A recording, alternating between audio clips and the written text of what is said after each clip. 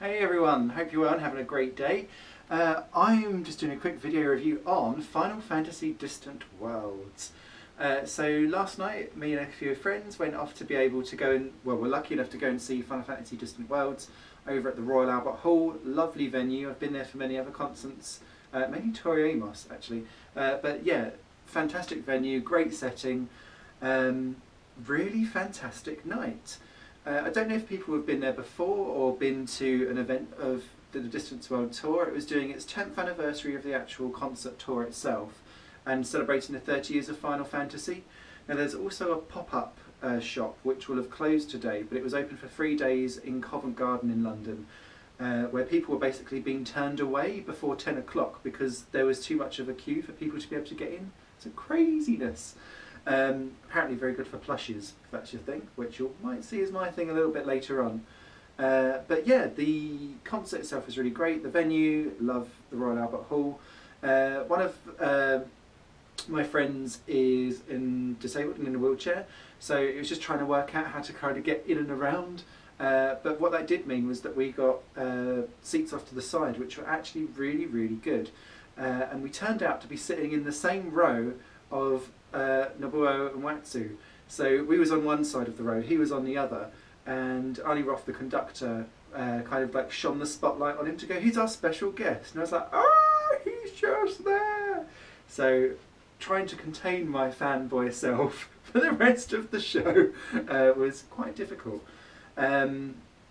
So the actual show itself, you get the orchestra and the choir down on the stage, and in a massive like 200-inch projector that was up on top that was showing trailers of upcoming games like Dissidia, that kind of stuff before the show. And then when you'd go into a song for the actual Final Fantasy, it would then change and show like a montage of usually the FMV sequences from different types of games, with a couple of surprises thrown in as well. The show is split into two halves. You've got like an hour or so for the first half-hour break, and then an hour for the second half. The second half seemed to go really, really quickly, and I think the reason for that was because a quarter of an hour of it is taken up with the Final Fantasy VI opera, and as someone that doesn't particularly gel well with operas, I completely appreciate and applaud the capability and the talent that goes behind an opera, but it's just not my thing. So I think because that takes up like a quarter of the chunk of everything, and there's an encore in there as well, I think that's why it felt slightly truncated in the second half. We got a few new songs that are added onto the tour, which they said were debuting, but I didn't quite get if they were debuting for the show or for this 30th anniversary world tour that they do. So we had Final Fantasy VIII's The Oath, which was nice and regal and very sweet, and Searching for Friends from Final Fantasy V was there. There's another one as well that was new. Our Chocobo theme was Chinko to Chocobo, which I think they was also trying to say was new, but I swear that's been done before. But it was really cute because they paired it off with every type of Chocobo in Final Fantasy VII, and it was one of the times where actually the backdrop really, really suited the event, because sometimes it felt a little bit out of place. And when they done Liberali Vitali, it was out of sync, the video, with the orchestra, because I think we all know that opening sequence and trailer so well that when it's doing the da da da da, and it's still running behind, and Cypher's not even done the slash yet, and I was like, oh, it's just but it's those tiny little nitpicks is all the negativity that I have to say about the event. The crowd was amazing. There was loads of good cosplays. There was an amazing Lulu that I spotted, and what surprised me with the cosplays was the age diversity of how many people were doing all of the different costumes. I swear I saw someone dressed up as a Tamarul who was like in their late 50s, and I was like, go girl, go girl. I don't play Final Fantasy XIV because I don't do online stuff, so I may have got that wrong, but that's what I think they were. What were the highlights for me? I suppose the highlights for me were Cosmo Canyon, because it changed the pace and the theme and the dynamics of everything, because it's either battle theme extreme or like love theme really, really sedate, and there's very little in the middle to kind of differentiate stuff out, and Cosmo Canyon done that really, really well. I loved that. I thought Searching for Friends was really, really good as well. I really liked the harp sections on that. And I loved that the encore was essentially Aerith's theme, played really, really nicely.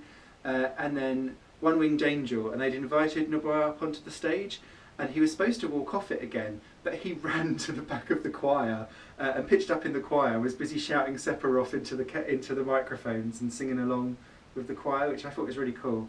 And then when the song finished, actually the choir then started to shake his hand as he was trying to get away again. He had a bottle of champagne, and I think he was just desperate to try and drink it. But it's really good because Arnie Roth, the conductor, kind of done like this, we're all waiting for one more song, and it's only got one word, and I think you might know it. And people like shouting out from the crowd. And then it was basically, we all had to shout it along with the song itself, so it's a nice little bit of audience participation, which usually I don't like, but it worked really well in that instance. The soundtrack, the set list for that evening was really stilted towards 6, 7 and 8. And Arnie did allude to the fact that they have staples that they play now on every single event, and they never switch them out. So it's just making sure that the other Final Fantasies do get some light. 15 did get 2 songs.